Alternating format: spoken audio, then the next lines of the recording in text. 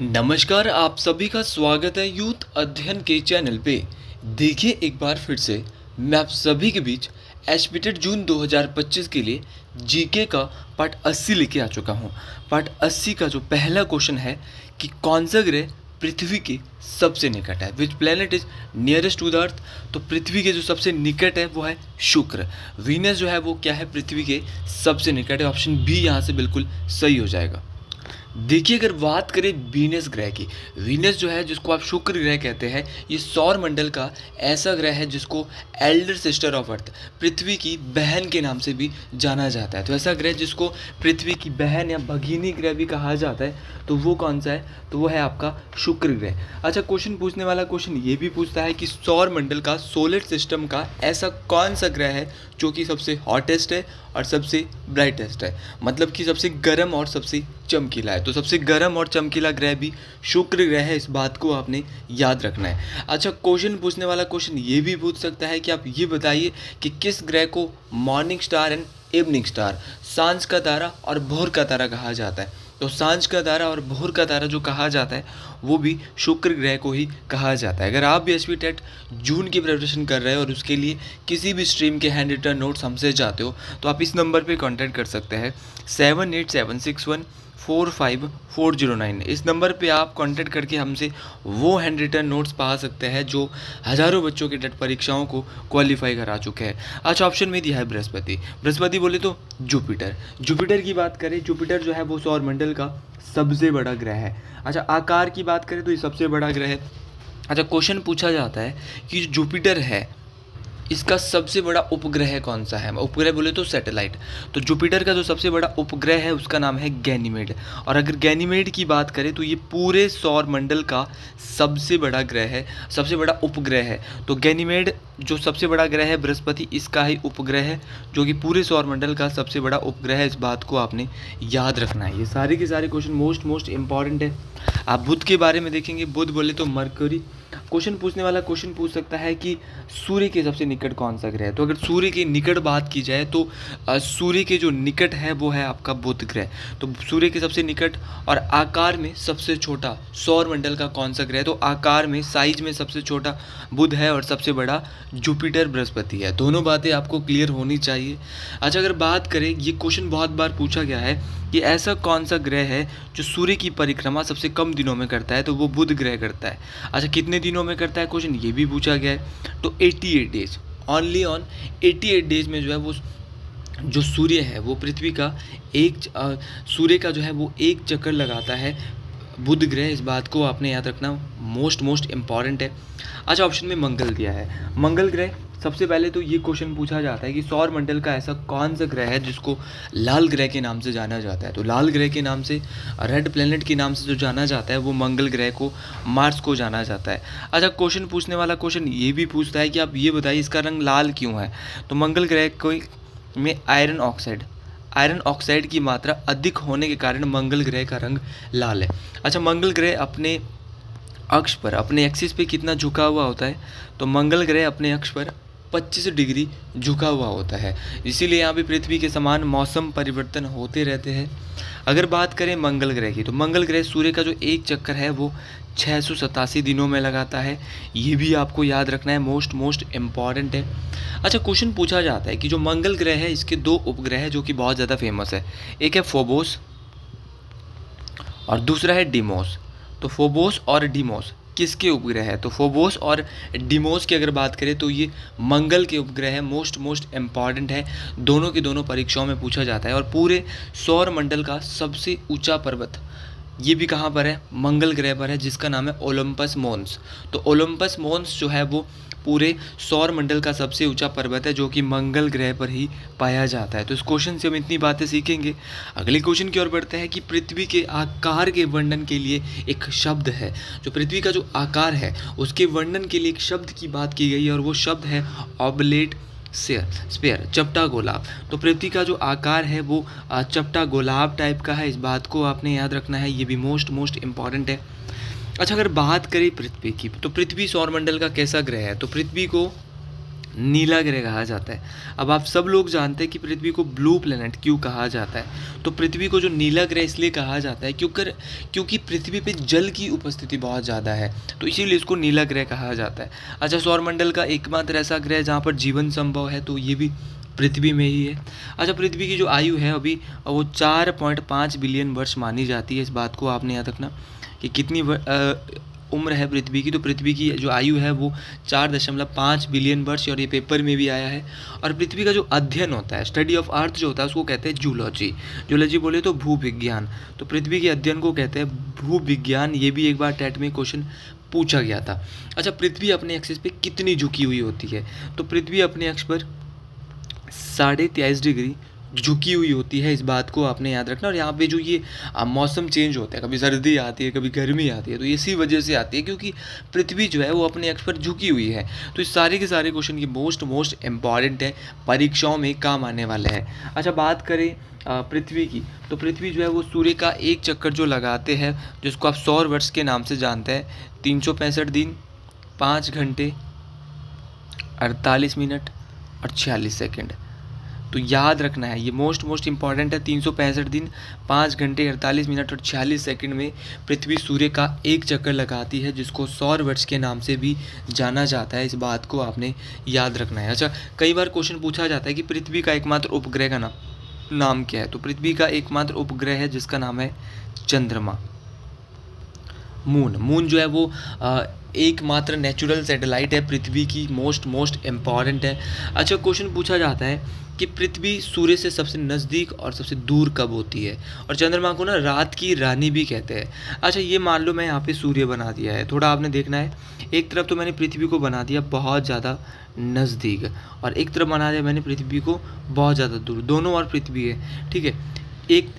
एक कंडीशन में नज़दीक है। अच्छा, पृथ्वी और सूर्य के बीच सबसे निकट कब होती है? तो सूर्य के निकट पृथ्वी सबसे निकट होती है 3 जनवरी। याद रखना, न्यू ईयर में होती है 3 जनवरी को।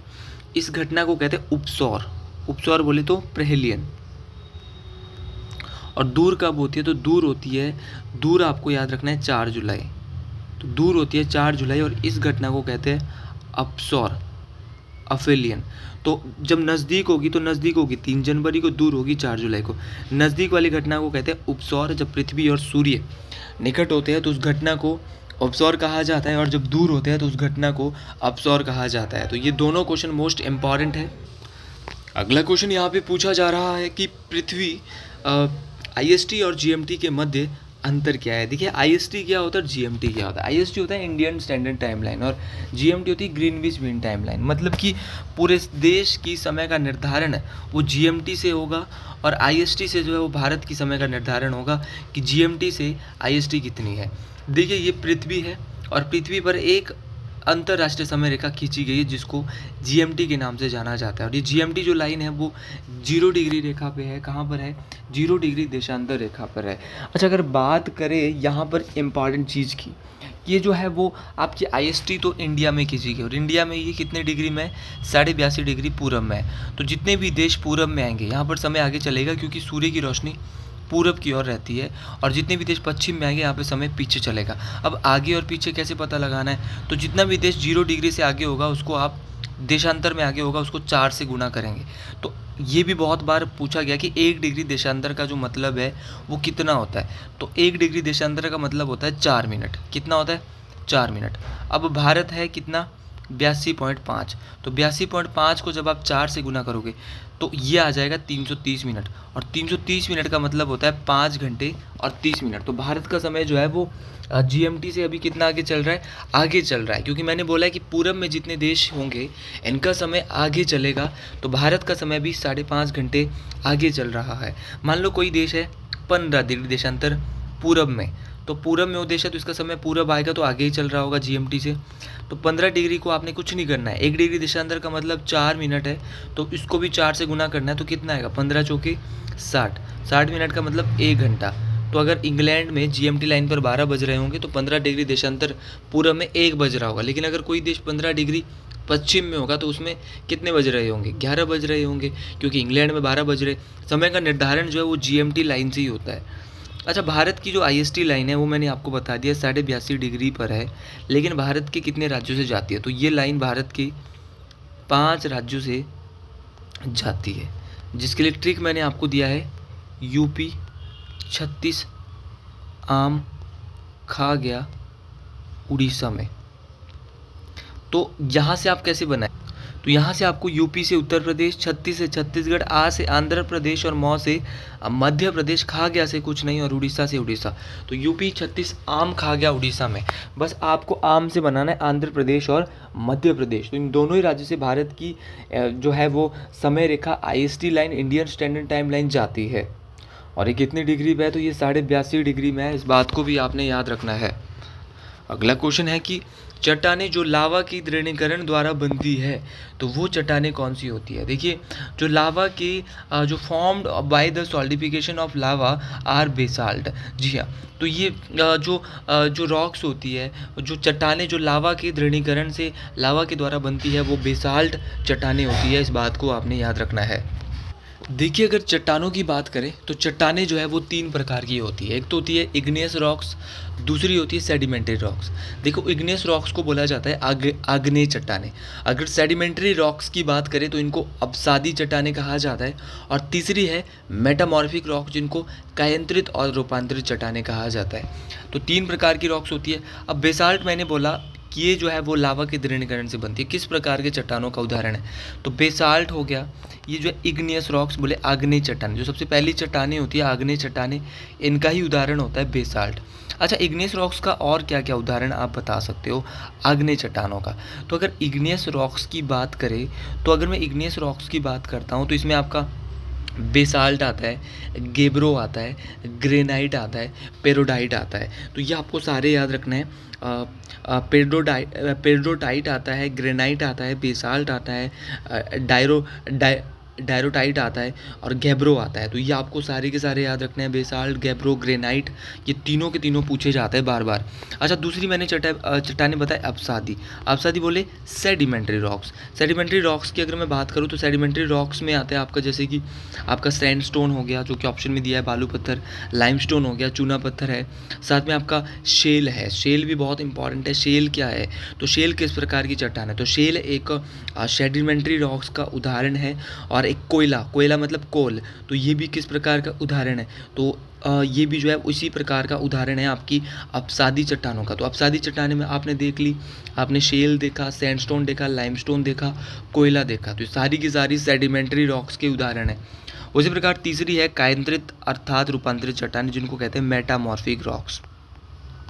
अच्छा, मेटामॉर्फिक रॉक्स की अगर बात करें तो इसमें आपका मार्बल आता है, आपका संगमरमर जिसको आप कहेंगे, स्लेट आता है, ग्नीज आता है, क्वार्जाइट आता है, फिलाइट आता है। तो आपको ये याद रखना है कि जो संगमरमर हो गया, आपका ग्नीज हो गया, स्लेट हो गया, सिस्ट हो गया, क्वार्जाइट हो गया, तो ये सभी जो है वो किस में आता है? फिलाइट हो गया, ये सभी के सभी हमारी तीसरी चट्टानें मेटामॉर्फिक रॉक्स में आते हैं। तो ये सारे के सारे आपको याद रखना है, ये सभी इंपॉर्टेंट है, परीक्षाओं में पूछे जाते हैं। अगला क्वेश्चन देखो, इस क्वेश्चन को स्क्रैप किया गया है, लेकिन बाढ़ के मैदान के तरुण जलोढ़ को कहते हैं। तो जो बाढ़ का मैदान का जो तरुण जलोढ़ होता है उसको खद्दर नहीं कहते, उसको खादर कहते हैं। तो खादर हो सकता है, तो खादर जो है वो नई जलोढ़ मिट्टी होती है। और ये तरुण जलोढ़ जो है ये young alluvium of flood plains is called, तो इसको जो है आप खादर कह सकते हैं।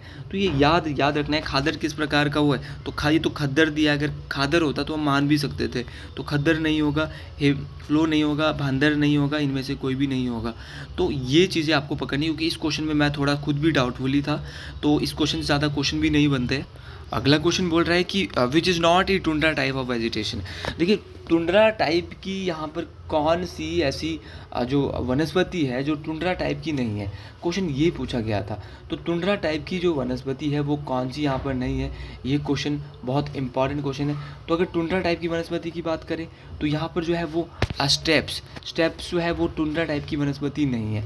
अच्छा, कौन कौन सी टुंड्रा टाइप की वनस्पति है? तो टुंड्रा टाइप में चाहे आपका सेज हो गया, आपका मॉसिज हो गया, लाइकन हो गया, तो सारी की सारी किस चीज़ की है? ये जो है टुंड्रा टाइप की वनस्पतियाँ हैं। बाकी टुंड्रा टाइप की थी, सेज हो गया, मॉस हो गया, लाइकन हो गया। अच्छा, लाइकन के अलावा आपका काई हो गया, काई हो गया, और ये सारी की सारी तुंद्रा टाइप की जो है वो वनस्पतियाँ हैं। अच्छा, बात करें यहाँ पर बहुत सारे नाम यहाँ पे दिए थे। स्टेप्स, अगर स्टेप्स की बात करें तो स्टेप्स कहाँ पाया जाता है? तो अगर स्टेप्स घास के मैदान की बात करें तो यूरेशिया में पाया जाता है। कहाँ पे पाया जाता है स्टेपीज? तो ये यूरेशिया कहाँ पर पाए जाते हैं? यूरेशिया में आपके स्टेप्स घास के मैदान पाए जाते हैं। इस बात को आपने याद रखना है, ये मोस्ट इम्पॉर्टेंट चीज़ है कि स्टेप्स घास के मैदान कहाँ होते हैं। तो ये यूरेशिया में मोस्ट इम्पॉर्टेंट है। अच्छा, कभी कभार इनको यूरोप में, ये हंगरी रीजन में आता है, और इनको यूरोप में जो है वो क्या कहा जाता है? पुस्ताच।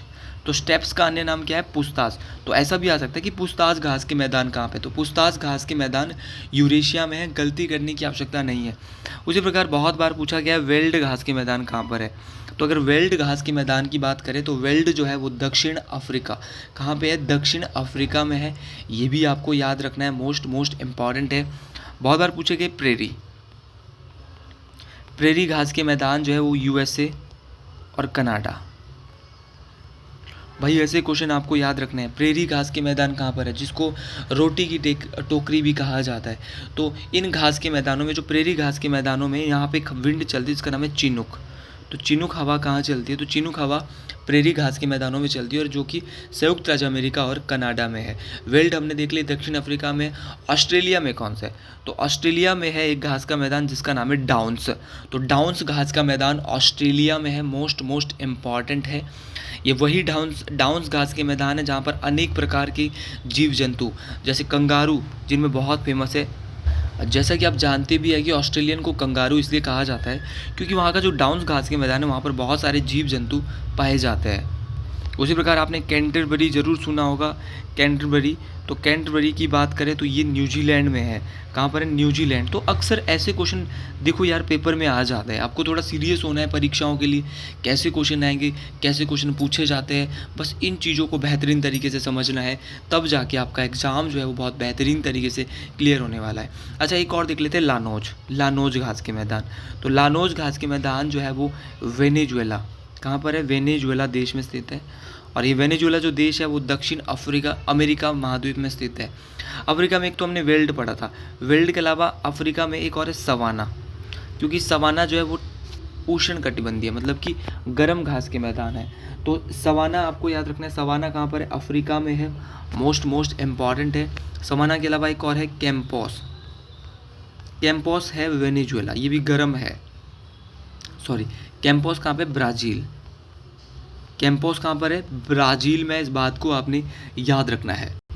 अगले क्वेश्चन बहुत बेहतरीन क्वेश्चन कि एशियाई खेलों का आयोजन कितने वर्षों के पश्चात किया जाता है? तो अगर बात करें एशियाई खेलों की, तो एशियाई खेलों का जो आयोजन है वो प्रत्येक 4 वर्ष के बाद किया जाता है। ऑप्शन बी बिल्कुल सही हो जाएगा। अच्छा, एशियाई खेलों का जो आयोजन है वो प्रत्येक 4 वर्षों के बाद किया जाता है। तो अभी हाल फिलहाल इससे पहले कब हुआ था? तो 2022 में जो एशियाई खेल हुए थे वो हांगजो जो चीन में पड़ता है वहाँ पर हुए थे। तो हांगजो चीन में जो है वो एशियाई खेलों का आयोजन 2022 में होता है। इस बात को आपने याद रखना है, ये मोस्ट इम्पॉर्टेंट चीज़ है कि हांगजो जो है वो वहाँ पर क्या हुआ था। तो हांगजो चीन में 2022 का जो है वो एशियाई खेल हुए थे। और अगर 2000 अब 4 साल बाद होंगे, 2022 के बाद कब होंगे? 2026 में। तो 2026 में जो एशियाई खेल खेले जाएंगे वो कहाँ पर खेले जाएंगे? तो ये जापान के एची नागोया, तो जापान में एची नागोया में आयोजित किए जाएंगे आपके 2026 के एशियाई खेल। इस बात को आपने याद रखना है, ये भी मोस्ट इम्पॉर्टेंट बात है। अच्छा, क्वेश्चन पूछा जाता है कि 2030 में कहाँ होंगे? तो 2030 भी आप एक बार याद रख लो। तो 2030 में जो ये होंगे वो कतर की राजधानी दोहा में होंगे। तो ये सारी चीज़ें आपको याद रखने की, कौन सा खेल कब और कहाँ होगा। आज अगर एशियाई खेलों की बात करें तो सबसे पहले इनका जो आरंभ हुआ था एशियाई खेलों का वो 4 मार्च 1951 को हुआ था। और 4 मार्च 1951 को इसका जो एशियाई खेल सर्वप्रथम हुए थे वो नई दिल्ली से शुरू हुए थे। कहाँ से शुरू हुए थे? नई दिल्ली। तो ये भी आपको याद रखना है कि नई दिल्ली से शुरू हुए थे एशियाई खेल, मोस्ट इम्पॉर्टेंट है। और इसका जो प्रतीक चिन्ह है, इसका प्रतीक चिन्ह है चमकता हुआ सूरज। तो एशियाई खेलों का प्रतीक चिन्ह है चमकता हुआ सूरज, ये भी आपको याद रखना है, मोस्ट इम्पॉर्टेंट है। यहाँ से भी क्वेश्चन परीक्षाओं में पूछा जा सकता है। अगला क्वेश्चन की ओर बढ़ते हैं कि आर्थिक विज्ञानों में नोबेल पुरस्कार प्रथम बार दिया गया था। देखिए आर्थिक विज्ञानों में जो नोबेल पुरस्कार पहली बार दिया गया था वो दिया गया था 1969। अच्छा, 1969 में पहली बार इकोनॉमिक्स में नोबेल पुरस्कार दिया गया था। अच्छा, आपको ये भी पता होना चाहिए कि कितने लोगों को दिया गया, तो ये 2 लोगों को दिया गया। ये थे रैग्नर फ्रिश और दूसरे थे जॉन टिनबर्गेन। तो रैग्नर फ्रिश और जॉन टिनबर्गेन को 1969 में यह पुरस्कार मिला था, इस बात को आपने याद रखना है। अच्छा, भारत में सबसे पहले अर्थशास्त्र के क्षेत्र में नोबेल पुरस्कार किसको दिया गया?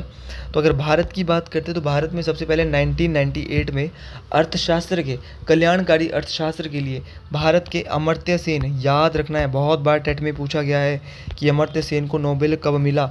दुनिया का सबसे बड़ा पुरस्कार है नोबेल पुरस्कार, तो अमर्त्य सेन को मिलता है 1998 में। और 1999 में भारत रत्न भी इनको, भारत का जो सबसे बड़ा पुरस्कार है वो भी दे दिया जाता है। अच्छा, नोबेल पुरस्कारों की बात करें तो इनकी शुरुआत कब हुई थी? तो नोबेल पुरस्कार की जो शुरुआत हुई थी वो 1901 में हुई थी। शुरुआत में नोबेल पुरस्कार 5 क्षेत्र, कितने क्षेत्रों में?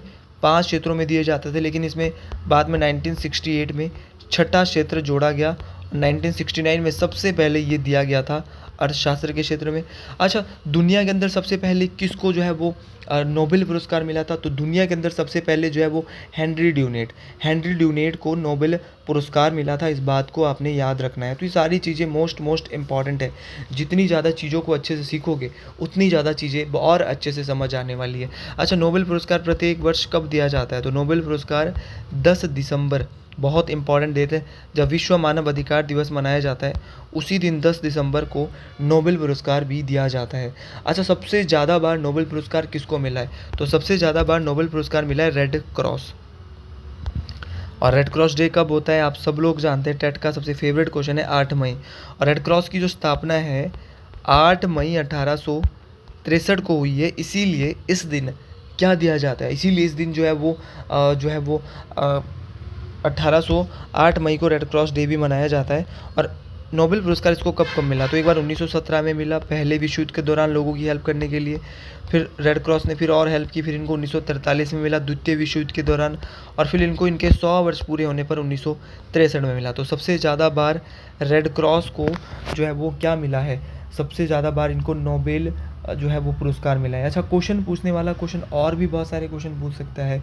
आपको पता होना चाहिए कि भारत में सबसे पहले नोबेल पुरस्कार, भारत और पूरे एशिया में सबसे पहले 1913 में जो नोबेल पुरस्कार मिला था वो रविंद्रनाथ टैगोर को मिला था। अच्छा, अगर रविंद्रनाथ टैगोर की बात करें तो इनको साहित्य, कौन सा क्षेत्र? लिटरेचर में मिला था, साहित्य के क्षेत्र में मिला था। इनकी किताब थी गीतांजलि, तो गीतांजलि के लिए इनको मिला था नोबेल पुरस्कार। तो ये बात आपको याद रखनी मोस्ट इम्पॉर्टेंट है। अगले क्वेश्चन की ओर बढ़ते हैं कि चैंपियन ट्रॉफी संबंधित है। देखिए इस क्वेश्चन को फाइनल आंसर की के तहत जो है, क्योंकि चैंपियन ट्रॉफी तो यार बहुत खेल में होती है, क्रिकेट में भी चैंपियन ट्रॉफी होती है। आपको पता होना चाहिए कि चैंपियन ट्रॉफी क्रिकेट में भी, आपने सुनी होगी कि चैंपियन ट्रॉफी क्रिकेट में भी है, साथ में आपकी चैंपियन ट्रॉफी किसी और खेल में भी है चैंपियन ट्रॉफी। तो यहाँ से कहीं ना कहीं जो है वो चैंपियन ट्रॉफी वाला क्वेश्चन इसको जो है वो स्क्रैप कर देंगे। क्रिकेट वैसे है कि चैंपियन ट्रॉफी क्रिकेट में होती है, बाकी आप क्रिकेट के साथ भी जा सकते हो। वैसे ऑप्शन देखिए तो मैक्सिमम लोग क्रिकेट के साथ गए होंगे। अच्छा, अगर फुटबॉल से संबंधित ट्रॉफियों की बात करें तो बेगम हजरत महल कप सबसे इम्पॉर्टेंट है संतोष ट्रॉफी। सीधा क्वेश्चन आता है कि संतोष ट्रॉफी किस खेल से संबंधित है? तो संतोष ट्रॉफी फुटबॉल से है। FIFA world cup, FIFA cup किससे संबंधित है? फुटबॉल से है। फीफा मैं आपको पढ़ाता रहता हूँ। सुब्रतो मुखर्जी कप, क्या बोलेंगे? सुब्रतो मुखर्जी कप, ये भी किससे है? फुटबॉल से। एक और है Todd memorial trophy, Todd memorial trophy, तो टॉड मेमोरियल ट्रॉफी भी फुटबॉल से है। अच्छा, अगर हॉकी की बात करें तो हॉकी से कौन सी जो खेल संबंधित है? तो हॉकी से आपका आगा खां कप संबंधित है, वेटन कप संबंधित है, आपकी महाराजा रंजीत सिंह गोल्ड कप संबंधित है, लेडी रतन टाटा ट्रॉफी जो है वो हॉकी से ही संबंधित है। ध्यानचंद, मेजर ध्यानचंद ट्रॉफी, आपको जानते हो कि ये हॉकी खेलते थे मेजर ध्यानचंद, तो इनकी ट्रॉफी भी इनके नाम से ही होगी।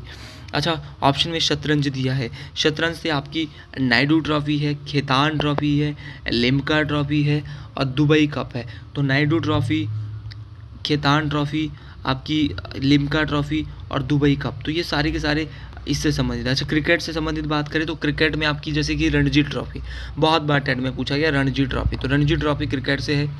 ईरानी ट्रॉफी भी क्रिकेट से है। दिलीप ट्रॉफी भी क्रिकेट से है। सीके नायडू ट्रॉफी भी क्रिकेट से है। देवधर ट्रॉफी भी क्रिकेट से है। और अगर बात करें आपका रोथमैन्स कप, सहारा कप, रानी झांसी ट्रॉफी, तो सारे के सारे जो है वो बॉर्डर गवास्कर ट्रॉफी आपको पता ही होगा, ऑस्ट्रेलिया और भारत के बीच होती है, तो ये भी जो है वो क्रिकेट से ही संबंधित है। तो ये सारी ट्रॉफीज आपको याद रखनी जो कि परीक्षाओं में आपसे पूछी जा सकती है। अगला क्वेश्चन यहाँ पे बोला जा रहा है कि कौन सा शब्द शतरंज से संबंधित है। अब ऐसे क्वेश्चन टेट में आ जाता है, कभी कभार आपको चेक करने के लिए क्वेश्चन अच्छे लेवल पे डाले जाता है। तो गैम्बिट शब्द की अगर बात करूँ तो ये गैम्बिट शब्द जो है वो किससे संबंधित है। तो गैम्बिट जो शब्द है वो किससे संबंधित है। तो अगर गैम्बिट शब्द की बात करें तो ये जो है वो, अगर मैं इसकी बात करता हूँ गैम्बिट शब्द की, तो गैम्बिट शब्द जो है वो आपका किससे संबंधित है, आपके शतरंज से संबंधित है, आपके चेस से संबंधित। गैम्बिट हो गया आपका बिशप हो गया, बिशप हो गया। बिशप के अलावा अगर आपसे पूछा जाएगा चेकमेट, तो चेकमेट शब्द भी चेस खेल से संबंधित है। ऐसे क्वेश्चन आपसे पूछे जा सकते हैं। खो खो में आपके जैसे टेपिंग होती है, तो टेपिंग किस खेल में होती है। टेपिंग हो गया, ये खो खो में होती है। आपका टर्म हो गया, ये भी कहाँ पर होती है। आपका चेजर हो गया, रनर हो गया, और पावर प्ले तो चलो क्रिकेट में भी होता है। तो आपको ये कहाँ पे होती है, खो खो गेम में होती है। अच्छा, बहुत बार क्वेश्चन पूछा जाता है कि बेसबॉल में, तो बेसबॉल में होती है पिचर, तो पिचर किस गेम से संबंधित है, ये बेसबॉल में जो है जिस खेल का इस्तेमाल किया जाता है उसको पिचर कहा जाता है। इस बात को आपने याद रखना है। और अगर बात करें इसमें ही मॉम शब्द का भी यूज़ किया जाता है इस खेल में, बेसबॉल में, और बेसबॉल में डायमंड शब्द का भी प्रयोग किया जाता है। अच्छा, अगर बात करें बॉक्सिंग की, तो बॉक्सिंग में आपका जैसे कि पंच हो गया, रिंग हो गया, नॉकडाउन हो गया, बेल हो गया, तो सारे का सारा जो है वो बॉक्सिंग में यूज़ किया जाता है। तो अगर आपको मेरी वीडियो पसंद आई है तो कमेंट बॉक्स में ज़रूर लिखिएगा हर हर महादेव। तो आज के लिए इतना ही, मिलते हैं अगली वीडियो में बहुत जल्द। हर हर महादेव टू ऑल। जय हिंद, जय श्री राम, हर हर महादेव, जय श्री कृष्णा। मिलते हैं अगली वीडियो में। हर हर महादेव।